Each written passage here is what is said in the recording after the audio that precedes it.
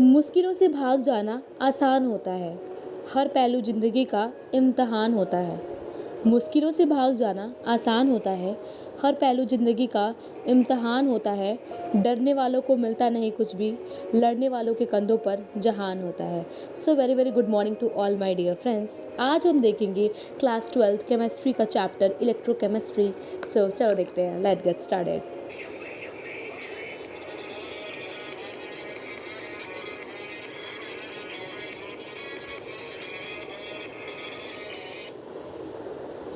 तो हम आज पढ़ेंगे इलेक्ट्रोकेमिस्ट्री के बारे में, ठीक है। सो इस चैप्टर के बारे में आप लोगों ने बहुत तरीके की बातें सुनी होंगी, देखी होंगी, पढ़ के भी देखा होगा तो काफ़ी टफ लगा होगा। सो आज मैं जिस तरीके से पढ़ा रही हूँ उस तरीके से अगर आप इस चैप्टर को पढ़ ले तो इसे बहुत ही ईजी हो जाएगा, ठीक है।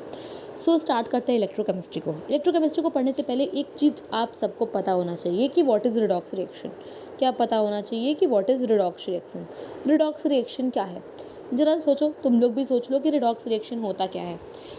थोड़ा सा मैं 2-3 मिनट दे देती हूँ, सोचो एंड देन मैं बताऊँगी। तो चलो अब मैं ही बता देती हूँ कि रिडॉक्स रिएक्शन क्या होता है।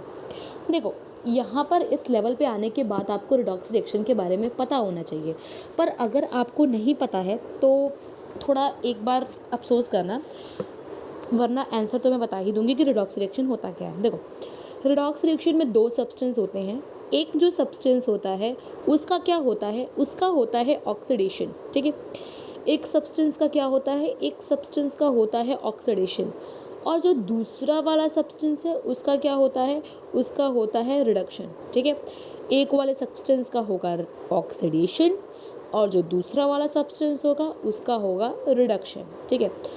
तो ऐसे तो ऑक्सीडेशन और रिडक्शन के लिए हम बहुत सारे क्राइटेरियाज पढ़ते हैं, जैसे कि जो जो एडिशन ऑफ ऑक्सीजन हम बोलते हैं ऑक्सीडेशन बोलेंगे। Addition of oxygen is called oxidation. या फिर हम ऑक्सीडेशन को कह सकते हैं कि removal of hydrogen is called oxidation, ठीक है। एक और तरीके से कहा जा सकता है कि addition of hydrogen is called reduction, removal of oxygen is called reduction. तो ये सारी चीज़ें, ये वाला जो क्राइटेरिया है ना ऑक्सीडेशन और रिडक्शन का, यहाँ पे ये वाला क्राइटेरिया हमें नहीं देखना है, बिल्कुल भी नहीं देखना है, ठीक है। क्या देखना है हमें यहाँ पे, हमें यहाँ पे देखना है कि लॉस ऑफ इलेक्ट्रॉन ऑन और गेन ऑफ इलेक्ट्रॉन के बारे में, ठीक है। देखो, एक सब्सटेंस है जो कि इलेक्ट्रॉन को लूज़ कर रहा है, ठीक है। एक सब्सटेंस ए है जो कि इलेक्ट्रॉन को लूज़ कर रहा है। जो इलेक्ट्रॉन को लूज़ करता है उसका ऑक्सीडेशन होता है। जो इलेक्ट्रॉन को गेन करता है यानी इलेक्ट्रॉन को अपने अंदर लेता है, वो क्या होता है, उसका क्या होता है, रिडक्शन होता है, ठीक है। जैसे यहाँ पे क्या दिया है, ए दिया हुआ है, ठीक है। ए क्या कर रहा है, देखो ए के ऊपर ऑक्सीडेशन स्टेट कितना है, 0। ये देखो ऑक्सीडेशन स्टेट 0, ठीक है। सो ए के ऊपर ऑक्सीडेशन स्टेट 0 है। उसके बाद ए यहाँ से लॉस किया इलेक्ट्रॉन और ये प्रोडक्ट में गया, ठीक। प्रोडक्ट में जाने के ऊपर इसके बाद इसका ऑक्सीडेशन स्टेट देखो प्लस। प्लस का मतलब प्लस का 1, प्लस का मतलब क्या होता है, प्लस का 1। सो यहाँ पे इसका ऑक्सीडेशन स्टेट हो गया आपका प्लस का 1।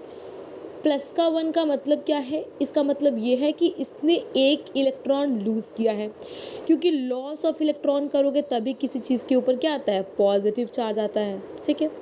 तो यहाँ पे क्या हो गया, ए का ऑक्सीडेशन, ठीक है। अब बी का देखो, बी में भी आपके पास ऑक्सीडेशन स्टेट क्या है, 0 है, ठीक है। इसने क्या किया, गेन ऑफ इलेक्ट्रॉन किया एंड देन प्रोडक्ट क्या फॉर्म हुआ, बी माइनस का 1। B-1 का मतलब क्या है कि इसने अपने अंदर एक इलेक्ट्रॉन ले लिया, यानी कि एक इलेक्ट्रॉन गेन कर लिया। तो यहाँ पे क्या हो गया, रिडक्शन हो गया। सो हम रिडॉक्स रिएक्शन ऐसे रिएक्शन को कहते हैं जिसमें 2 सब्सटेंस होता है। एक सब्सटेंस का ऑक्सीडेशन होगा और जो दूसरा वाला सब्सटेंस होगा उसका होगा रिडक्शन, ठीक है। तो चलो देखो, एक बारी मैं इसका एग्जाम्पल दे करके बताती हूँ। ये बहुत ही फेमस एग्जाम्पल है, ठीक है। इसको देख करके समझ में आएगा तुम लोगों को क्या हो क्या रहा है। देखो, जिंक है, ठीक है, जिंक है, Zn से रिप्रेजेंट करते हैं जिंक को, ठीक है, ये सबको पता होगा। अब जिंक के ऊपर कोई भी चार्ज नहीं दिख रहा है, मतलब ना तो प्लस का 1 दिख रहा है, ना तो माइनस का 1 दिख रहा है, कुछ भी चार्जेस आपको नहीं दिख रहे हैं। चार्जेस नहीं दिख रही है का मतलब क्या है, देखो यहाँ पे इस कॉपर को, व्हाट द हेल, एक मिनट, यहाँ पे देखो, यहाँ पे जो कॉपर है ना, कॉपर के ऊपर आपको दिख रहा होगा ऐसे लिखा है Cu और उसके ऊपर लिखा है प्लस का 2। तो इसका ऑक्सीडेशन स्टेट कितना है अगर आपसे पूछा जाए, रुको मैं अच्छे से बताती हूँ, ठीक है। देखो यहाँ पे लिखा है Cu और फिर लिखा है प्लस का 2। तो आपसे अगर कोई पूछे कि ऑक्सीडेशन स्टेट क्या है तो आप कहोगे प्लस का 2, ठीक है। उसके बाद देखो यहाँ पे क्या लिखा है, जिंक का प्लस का 2। तो यहाँ पे लिखा है जिंक प्लस का 2। आपसे पूछा जाए कि इसका ऑक्सीडेशन स्टेट क्या है तो आप कहोगे प्लस का 2।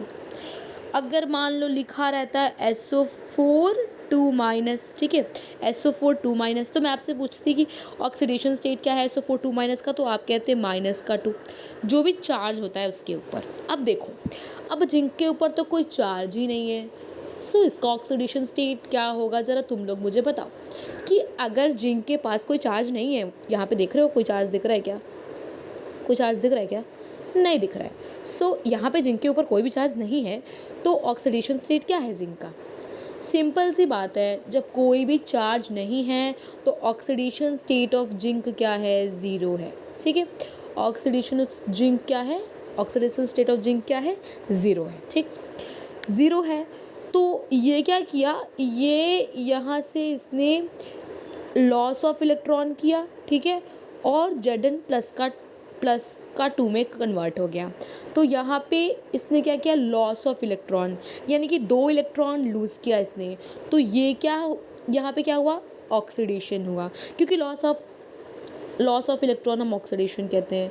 यहाँ पे देखो कॉपर के प्लस का 2 है, यानी 2 इलेक्ट्रॉन की कमी है कॉपर के पास। प्लस का 2 का मतलब क्या है कि 2 इलेक्ट्रॉन की कमी है। वो क्या कर रहा है, 2 इलेक्ट्रॉन ले करके यहाँ पे Cu में बदल रहा है, यानी यहाँ पर क्या हुआ है, यहाँ पर रिडक्शन हुआ है, यानी गेन ऑफ इलेक्ट्रॉन्स हुआ है, ठीक है। सो ये एग्जांपल लेके हम बहुत ही बार समझेंगे। सो अगर थोड़ा भी समझ में ना आया हो तो डोंट वरी, धीरे धीरे समझ जाएंगे, ठीक है। चलो, तो यहाँ पर मैं बताने वाली हूँ कि इलेक्ट्रोकेमिस्ट्री को डिफ़ाइन करना है तो तुम कैसे करोगे। देखो, कोई भी चैप्टर को पढ़ने से पहले जो उसका चैप्टर का नाम होता है उसको पूरे तहे दिल से समझना बहुत ही ज़रूरी होता है, क्योंकि अगर आप वो नहीं समझोगे ना तो आपको चैप्टर समझने में बहुत ही कठिनाई आएंगी, ठीक है। सो यहाँ पे कह रहा है कि इलेक्ट्रोकेमिस्ट्री, तो इलेक्ट्रोकेमिस्ट्री क्या है, केमिस्ट्री का ही ब्रांच है, ठीक है। इलेक्ट्रोकेमिस्ट्री जो है ना आपका, वो केमिस्ट्री का ही ब्रांच है, ठीक है। इलेक्ट्रोकेमिस्ट्री में हम क्या पढ़ते हैं, इलेक्ट्रोकेमिस्ट्री में हम पढ़ते हैं रिलेशनशिप, किस किस के बीच में रिलेशनशिप भैया।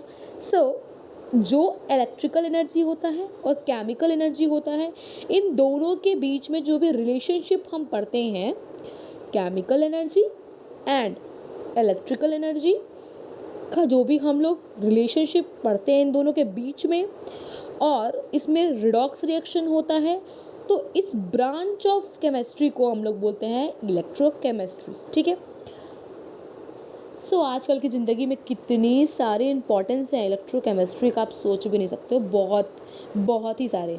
चलो देखते हैं उन सब के कुछ एग्जांपल्स। तो देखो, एप्लीकेशन ऑफ इलेक्ट्रोकेमिस्ट्री, ठीक है। तो इससे पहले मैं खुद से भी बताती हूँ, ये तो ठीक है ही, देखो ये लिखा हुआ है ही, पर मेरा सुनो पहले ध्यान से, ठीक है, मैं अपने हिसाब से बताऊँगी। देखो, यहाँ पे जो भी मेटल्स होते हैं, जैसे आपका जो सोडियम आपने कभी सुना होगा, कभी ना कभी तो सुना ही होगा, 12th में आ गए हो। मैग्नीशियम के बारे में सुना होगा, ऑफ कोर्स सुना होगा। कैल्शियम के बारे में सुना होगा, कैल्शियम को ऑफ कोर्स देखा भी होगा कईयों ने, और एल्युमिनियम भी सुना होगा, देखा होगा, ठीक है। Number of chemicals such as NaOH के बारे में भी जानते होगे, NaOH, और आप ओके Cl2 के बारे में भी जानते होगे आप, ठीक है। आप F2 के बारे में भी जानते होगे, इसके बारे में तो इनफैक्ट बहुत सारी चीज़ें पढ़ी होगी पीरियोडिक टेबल में। तो इतनों को देख लो ध्यान से, sodium, magnesium, calcium, aluminium, sodium hydroxide, chlorine, fluorine, ये सारे जो मेटल्स हैं ना, और कुछ केमिकल्स भी हैं यहाँ पे, वो सब के सब जो हैं वो कॉमर्शियली प्रोड्यूस होते हैं बाय द प्रोसेस, आप कह सकते हो इलेक्ट्रोकेमिकल। मतलब कहने का मतलब ये है कि ये सब जो हैं वो इलेक्ट्रोकेमिकल मेथड से क्या होते हैं, बनाए जाते हैं। सोडियम हो गया, मैग्नीशियम हो गया, कैल्शियम हो गया, एल्युमिनियम हो गया, NaOH हो गया, Cl2 हो गया, F2 हो गया, ये सारे के सारे आप बना सकते हो इलेक्ट्रोकेमिकल के हेल्प से, ठीक है। Second most most most most most most कह सकते हैं इंपॉर्टेंट चीज़, बैटरी, ठीक है। इलेक्ट्रोकेमिस्ट्री का एग्जाम्पल है बैटरी। सेकेंड, बैटरी के बिना तो आप ये दुनिया असंभव ही समझो। कैसे? आप जो फ़ोन यूज़ कर रहे हो उसके कैमरा में क्या है, बैटरी है। आप जो टॉयज़ यूज़ करते हो, आजकल तो 99.9% जो टॉयज़ आ रहे हैं उस सब में बैटरी का ही यूज़ हो रहा है, ठीक है। तो बैटरी तो बहुत ही ज़्यादा इम्पॉर्टेंट हो गया यूज़ ना, एप्लीकेशन हो गया ना इलेक्ट्रोकेमिस्ट्री का। सो इसको भी आप इलेक्ट्रोकेमिस्ट्री में ही देखोगे, बैटरी को भी, ठीक है। उसके बाद आप क्या देखोगे, इलेक्ट्रोप्लेटिंग के बारे में देखोगे, ठीक है। ये भी एप्लीकेशन किसका है, ये भी एप्लीकेशन है इलेक्ट्रोकेमिस्ट्री का ही। इलेक्ट्रोप्लेटिंग में क्या होता है, जैसे अगर कोई चीज़ है, ठीक है, उस पर जंग लग रही है, ठीक है, तो आप उसके ऊपर क्या करा देते हो, प्लेटिंग करवा देते हो, प्लेटिंग करवा देते हो। जैसे कि मैं बताऊँ एग्जांपल, तो जैसे कि अगर मान लेते हैं की है, ठीक है, तो की के ऊपर क्या होता है, कई बारी चाबी, चाबी तो देखा होगा, वही की, उसी को कह रही हूँ। सो उसमें क्या होता है कि कई बारी वहाँ पे क्या होता है कि रस्टिंग लगने लगती है, ठीक है, रस्टिंग होने लगता है। तो लोग क्या करते हैं, उसको इलेक्ट्रोप्लेटिंग करा देते हैं, यानी कि कोई प्लेटिंग चढ़ा देंगे उसके ऊपर, कोई प्लेट चढ़ा देंगे उसके ऊपर किसी भी मेटल का लेकर के, कि जिसकी वजह से वो मेटल चीप भी होना चाहिए, क्योंकि चाबी पे तो आप चीप ही चीज़ चढ़ाओगे, कि वो वहाँ पे कोरिजन रस्टिंग ना हो इसकी वजह से, ठीक है। एक और एग्जांपल सुन लो, जैसे इलेक्ट्रोप्लेटिंग आप उसमें भी देखते हो, जैसे अगर कोई चीज़ है, ठीक है, उसके ऊपर आप गोल्ड की प्लेटिंग कराते हो। अगर आपके पास कोई चीज़ है, आपने उसके ऊपर गोल्ड की प्लेटिंग करा ली, ये कई बार सुना होगा। सो वही वाला इलेक्ट्रोप्लेटिंग के बारे में हम बात कर रहे हैं, ठीक है। तो ये तो हो गए कुछ एप्लीकेशंस। अब हम बात करेंगे आगे चल करके गैल्वेनिक सेल के बारे में। तो चलो देखते हैं एक बार गैल्वेनिक सेल को। तो अब हम बात करेंगे एक्सपेरिमेंट 1 की, ठीक है। तो देखो यहाँ पे एक्सपेरिमेंट 1 हुआ, एक्सपेरिमेंट 2 हुआ, एंड लास्ट में हुआ एक्सपेरिमेंट 3, ठीक है। सो एक्सपेरिमेंट 1, 2, 3 के बारे में हम देखेंगे। यहीं पे सुन लो कि एक्सपेरिमेंट 3 जो है वो मेन कंसेप्ट है, ठीक है। पर कैसे स्टार्ट हुआ ये चीज़ जब तक नहीं समझेंगे तब तक हमें 3 वाला समझ में नहीं आएगा। तो मैं तो फर्स्ट, सेकंड, थर्ड तीनों पढ़ाती हूँ। सो देखो क्या है। पहला एक्सपेरिमेंट क्या हुआ, एक्सपेरिमेंट 1 की बात कर रही हूँ। किसकी बात कर रही हूँ, एक्सपेरिमेंट 1 की, ठीक है। एक्सपेरिमेंट 1 में क्या हुआ, देखो हमारे पास क्या था, एक बीकर था, ठीक है। हमने बीकर में क्या किया, हमने इस बीकर में क्या किया, CuSO4 का सॉल्यूशन ले लिया, ठीक है। CuSO4 में कॉपर के ऊपर कितना चार्ज है, कॉपर के ऊपर चार्ज है +2, ठीक है। तो हमने ऐसा किया, एक बीकर लिया और एक बीकर के अंदर CuSO4 का क्या कर लिया, सॉल्यूशन डाल दिया। इसके बाद हमने क्या किया कि इसके अंदर एक जिंक की रॉड ली, ठीक है। जिंक की रॉड ली हमने, यहाँ पे डिप कर दिया इसको, इसके अंदर एक जिंक के रॉड को, ठीक है। जिंक के रॉड को क्या किया हमने, यहाँ पे एक जिंक की रॉड ली और जिंक के रॉड को हमने क्या किया, डाल दिया उसके अंदर, ठीक है। सो ये मेरा क्या है, ये जो है मेरा वो जिंक का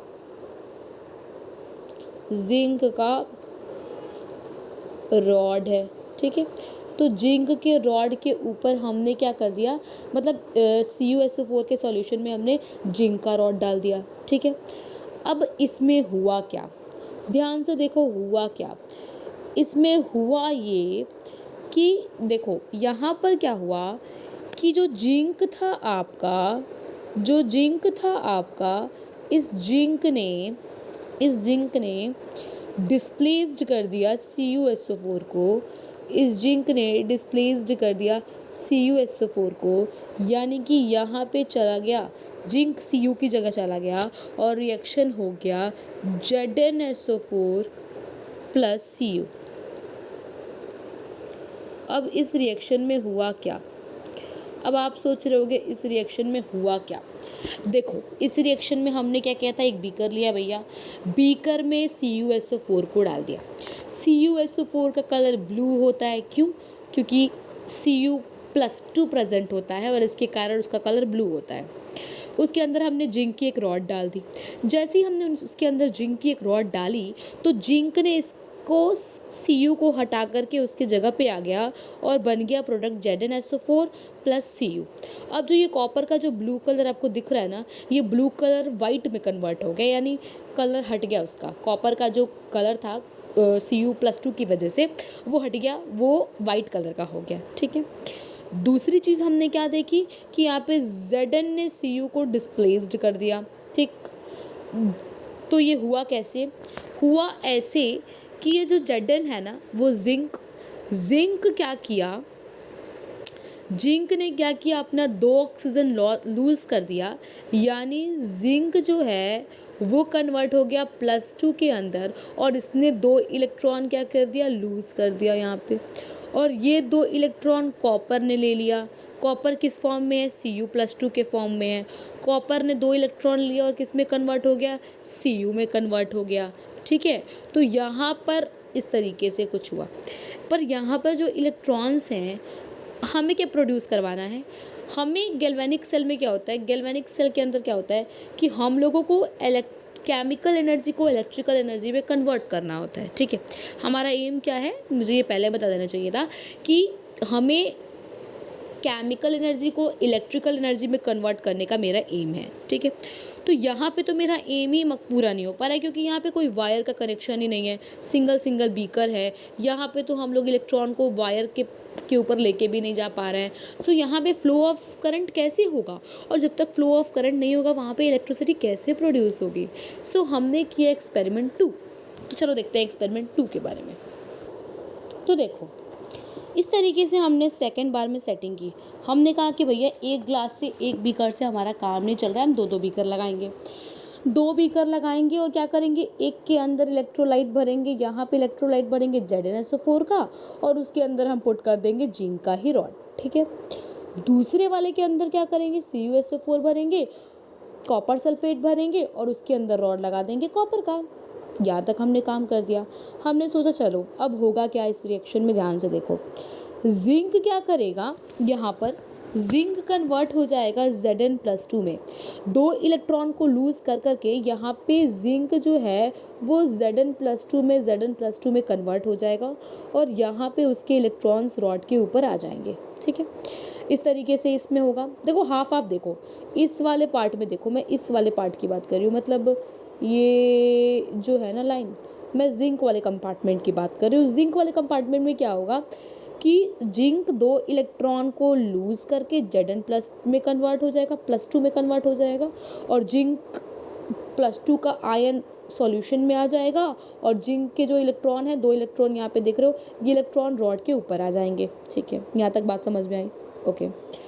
अब देखो, इलेक्ट्रॉन के बीच में होगा रिपल्सन, इलेक्ट्रॉन के बीच में होगा रिपल्सन और इलेक्ट्रॉन भागते हुए इस वाले कंपार्टमेंट में आ जाएंगे।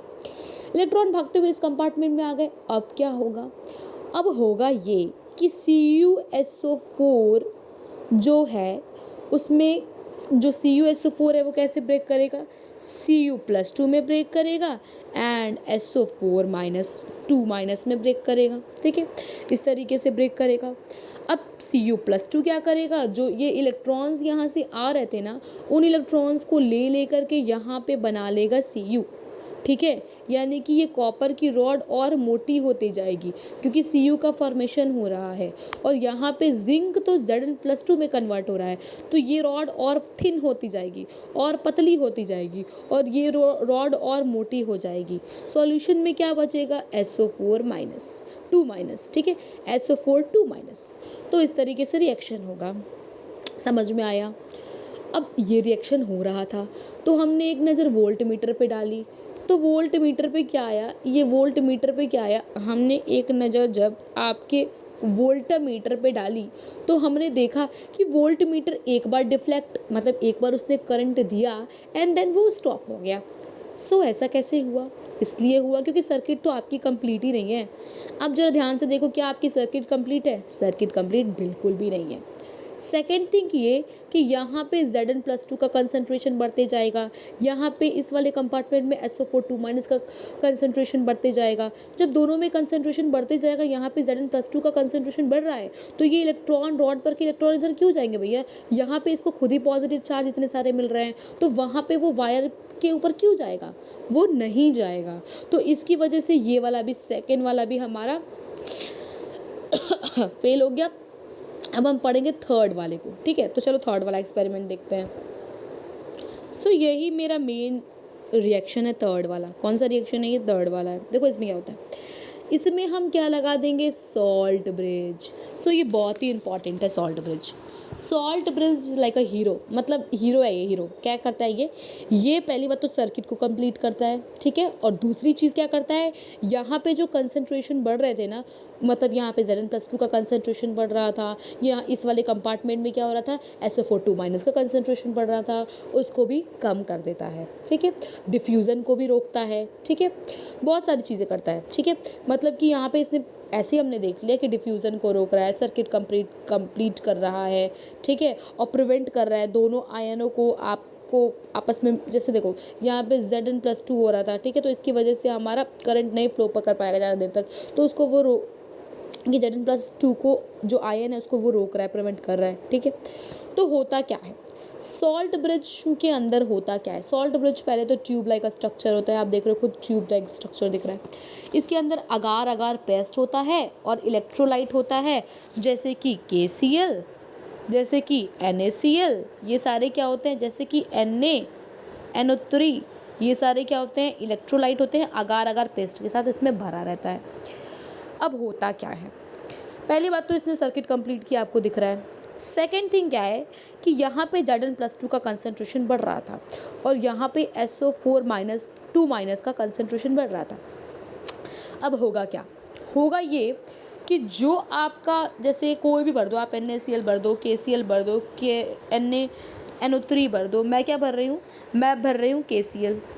तो KCl में क्या होगा, यहाँ पे KCl ब्रेक करेगा K+ में और Cl- में, तो Zn+2 की तरफ चला जाएगा Cl, और Zn+2 से Cl मिल करके और बना देगा Zn को, ठीक है? तो ये वाला न्यूट्रल हो गया कंपार्टमेंट, तो यहाँ पे +2 का चार्ज आया ही नहीं, तो ये रॉड वाले इलेक्ट्रॉन इसकी तरफ अट्रैक्ट हुए ही नहीं, तो ऑफकोर्स करंट तो फ्लो करेगा ही। अब SO4 भी वैसे ही हुआ, SO4 की तरफ चला गया, SO4 2- की तरफ चला गया आपका K2+, तो यहाँ पे KSO4 फॉर्म हो गया आपका, ठीक है? तो वैसे यहाँ वाला कंपार्टमेंट भी न्यूट्रल हो गया, तो न्यूट्रलिटी की वजह से क्या होगा, इलेक्ट्रॉन इस स्तर की तरफ नहीं अट्रैक्ट होंगे, वो इधर फ्लो करने लगेंगे और लगातार फ्लो करेंगे, ठीक है? और करंट का डायरेक्शन कैसे होगा? इधर होगा। कॉपर वाले से जिंक की तरफ करंट का डायरेक्शन होगा और जिंक वाले से कॉपर वाले की तरफ डायरेक्शन होगा आपका इलेक्ट्रॉन का। अब नेक्स्ट लेक्चर में मैं ना फिर से बताऊंगी ये वाला, मैंने अभी सिर्फ आप लोगों को ऐसे बता दिया है। एक बार क्या करेंगे हम, इसके बाद वाले वीडियो में एकदम अच्छे से हम थर्ड वाला जो हमारा एक्सपेरिमेंट था उसको फिर से देखेंगे।